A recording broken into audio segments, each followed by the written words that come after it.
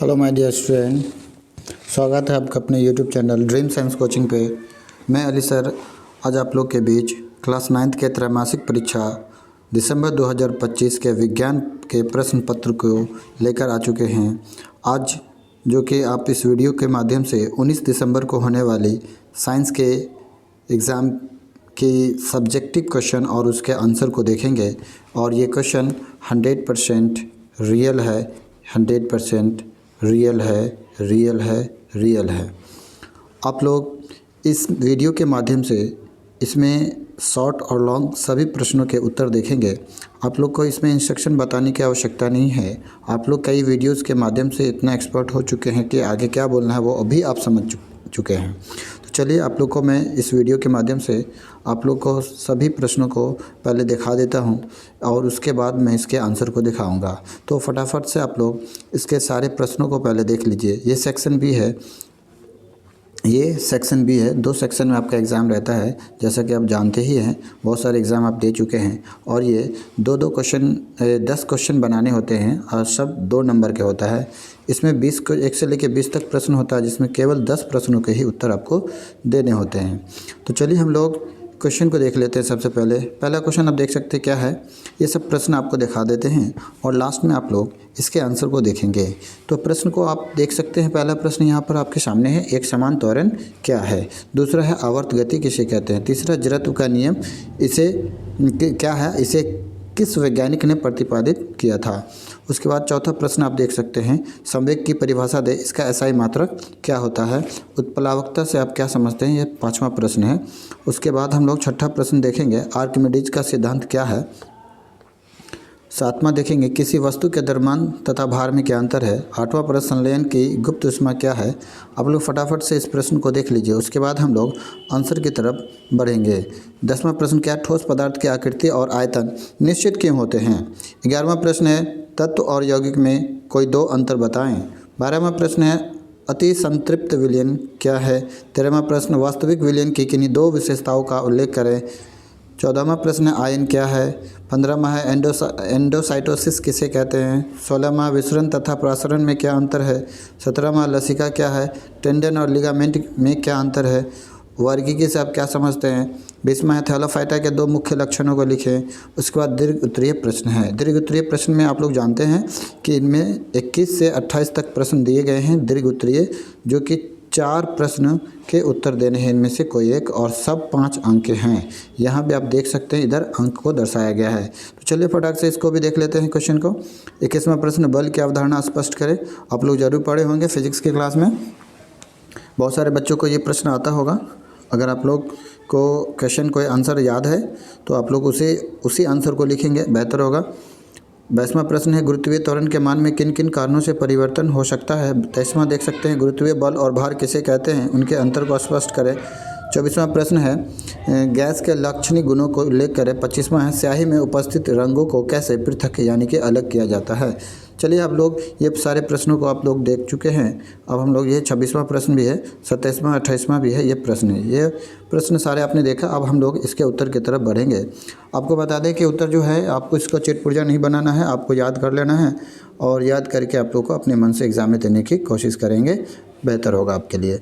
चलिए हम लोग आंसर की तरफ देखते हैं। ये रहा आपका आंसर। जो अभी आपने प्रश्न देखा उन सब के यहाँ पर आप बारी बारी से आंसर को देखेंगे।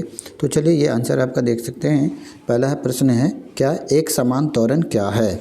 जब किसी वस्तु का वेग समान समय अंतराल में समान मात्रा से बदलता है तो उसे एक समान त्वरण कहते हैं। अगला प्रश्न है, आवर्ती गति किसे कहते हैं। जो गति समान समयांतराल के बाद अपने आप को दोहराती है उसे आवर्ती गति कहते हैं। अगला प्रश्न देखेंगे। प्यारे बच्चों, मैं बता दूं इस वीडियो में सारे प्रश्नों के उत्तर दिखाए गए हैं। इसमें से आपको जैसा इंस्ट्रक्शन में दिया गया है वैसे ही और उतना ही प्रश्नों के यानी कि शॉर्ट में जो क्वेश्चन है उसका 10 और लॉन्ग का 4 जवाब देना है। अगला प्रश्न देखेंगे हम लोग। अगला प्रश्न है, जड़त्व का नियम क्या है, इसे किस वैज्ञानिक ने प्रतिपादित किया था। किसी वस्तु की अवस्था यानी कि विराम या समान वेग से सीधी रेखा में गति तब तक नहीं बदलती जब तक उस पर कोई बाह्य असंतुलित बल न लगाया जाए। यह नियम आइजैक न्यूटन ने प्रतिपादित किया था। अगला प्रश्न है, संवेग की परिभाषा दे, इसका SI मात्रक क्या है? किसी वस्तु के द्रव्यमान और उसके वेग के गुणनफल को संवेग कहते हैं। संवेग बराबर द्रव्यमान गुने वेग होता है। इसका SI मात्रक किलोग्राम मीटर प्रति सेकेंड और शॉर्ट में इसको इस तरह से इंडिकेट करते हैं। अगला प्रश्न आप देखेंगे, उत्प्लावकता से आप क्या समझते हैं? यहाँ पर उत्प्लावकता का अर्थ क्या है? द्रव द्वारा किसी वस्तु पर ऊपर की ओर लगाया गया बल जो वस्तु को तैरने में सहायता करता है, उत्प्लावकता कहलाता है।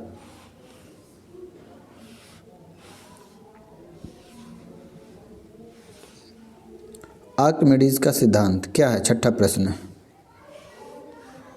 छठे प्रश्न में आप देखेंगे,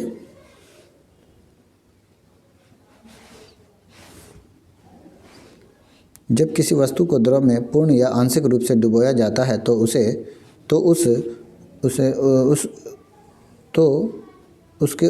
उस पर ऊपर की ओर एक उत्प्लावन बल लगता है जो वस्तु द्वारा विस्थापित द्रव के भार के बराबर होता है। यहाँ पर उसके होगा के छुटा हुआ, उसके ऊपर,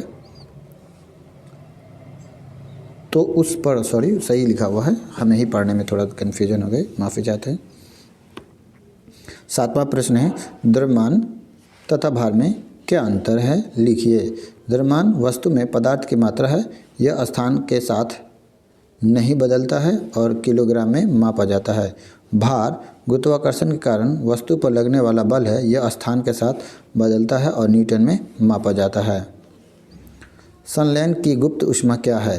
संलयन की गुप्त ऊष्मा वह ऊष्मा मात्रा जो किसी ठोस पदार्थ को उसके गलनांक पर बिना ताप परिवर्तन के द्रव में बदलने के लिए आवश्यक होती है, संलयन की गुप्त ऊष्मा कहलाती है। अगला प्रश्न हम लोग देखेंगे, वाष्पीकरण और क्वथन में अंतर स्पष्ट करें। वाष्पीकरण किसी भी ताप पर द्रव की सतह से होता है, यह धीमी प्रक्रिया है। क्वथन एक निश्चित ताप, क्वथन यानी कि क्वथनांक पर पूरे द्रव में होता है और यह तीव्र प्रक्रिया है। अगला प्रश्न का उत्तर देखेंगे, ठोस पदार्थ की आकृति और आयतन निश्चित क्यों होते हैं? क्योंकि ठोस पदार्थों के कण बहुत पास और मजबूत आकर्षण बल से जुड़े होते हैं, इसलिए उनकी आकृति और आयतन निश्चित होते हैं, जिसको हम लोग अंग्रेजी में टाइटली बॉन्डेड कहते हैं। नहीं। 11वां, तत्व और यौगिकों में दो अंतर लिखिए। तत्व एक ही प्रकार के परमाणुओं से बना होता है, जबकि यौगिक दो या दो से अधिक तत्वों के रासायनिक संयोजन से बनता है। तत्व को सरल पदार्थों में नहीं तोड़ा जा सकता, जबकि यौगिक को रासायनिक विधियों से तोड़ा जा सकता है। अगला प्रश्न का उत्तर देखेंगे, अति संतृप्त विलयन क्या है? आप देख सकते हैं। 13वां प्रश्न हम लोग देखेंगे, वास्तविक विलयन की कोई दो विशेषताएं लिखिए। ये दो विशेषताएं, इसके कण अत्यंत सूक्ष्म होते हैं और आंखों से नहीं दिखते। यह समांगी होता है तथा छानने पर इसके कण अलग नहीं होते हैं। 14वां प्रश्न भी देख सकते हैं, आयन क्या है? तो वह परमाणु या अणु जो इलेक्ट्रॉन को खोने या पाने के कारण धनात्मक या ऋणात्मक आवेशित हो जाता है, आयन कहलाता है। 15वां प्रश्न है, एंडोसाइटोसिस किसे कहते हैं? वह प्रक्रिया जिसमें कोशिका अपनी कोशिका झिल्ली की सहायता से बाहरी पदार्थों को अंदर ग्रहण करती है, एंडोसाइटोसिस कहलाती है। अगला प्रश्न हम लोग देखेंगे, विसरण तथा प्रासरण में अंतर लिखिए। विसरण में कण उच्च सांद्रता से निम्न सांद्रता की ओर जाते हैं और अर्धपारगम्य झिल्ली आवश्यक नहीं होती। प्रासरण में केवल जल अणु अर्धपारगम्य झिल्ली के माध्यम से जाते हैं। अगला प्रश्न है 17वां, लसिका क्या है? तो लसिका एक रंगहीन द्रव है जो ऊतकों के बीच पाया जाता है और शरीर में पदार्थों के परिवहन तथा प्रतिरक्षा में सहायक होता है। 18वां प्रश्न है, टेंडन और लिगामेंट में अंतर लिखिए। टेंडन मांसपेशी को हड्डी से जोड़ता है और कम लचीला होता है। लिगामेंट हड्डी को हड्डी से जोड़ता है और अधिक लचीला होता है। नेक्स्ट क्वेश्चन है, बल की अवधारणा स्पष्ट करें। और यहाँ से आपका शॉर्ट नहीं लॉन्ग क्वेश्चन आंसर शुरू हो गया है, जो कि थोड़ा बड़ा भी होगा। देखिए इसका उत्तर, बल वह बाहरी कारण है जो किसी वस्तु की स्थिति, गति, दिशा या आकार में परिवर्तन कर सकता है। जब किसी वस्तु को धक्का दिया जाता है या खींचा जाता है तो उस पर बल लगाया जाता है। बल के कारण स्थिर वस्तु गतिमान हो सकती है, गतिमान वस्तु रुक सकती है या उसकी गति की दिशा बदल सकती है। बल दो प्रकार के होते हैं, है ना, संपर्क बल, असंपर्क बल। इसके एग्जाम्पल है घर्षण बल, पेशीय बल, और असंपर्क बल के उदाहरण है गुरुत्वाकर्षण बल और चुंबकीय बल, है ना। अगला प्रश्न है गुरुत्वीय त्वरण के मान में किन किन कारणों से परिवर्तन हो सकता है। इसके उत्तर आप लोग देखेंगे। ऊंचाई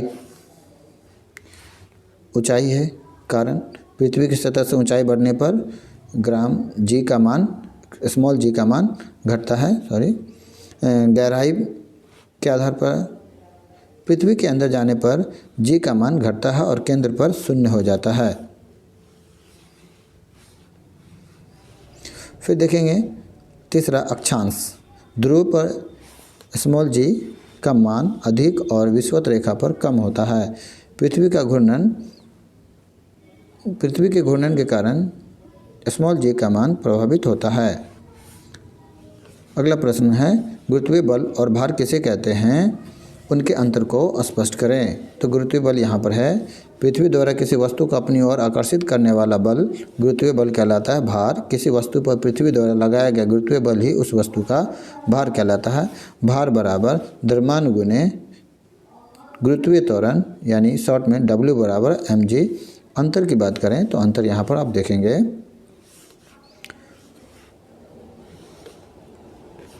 गुरुत्वीय बल पृथ्वी और वस्तु के बीच आकर्षण बल है, जबकि भार उसी बल का मान है।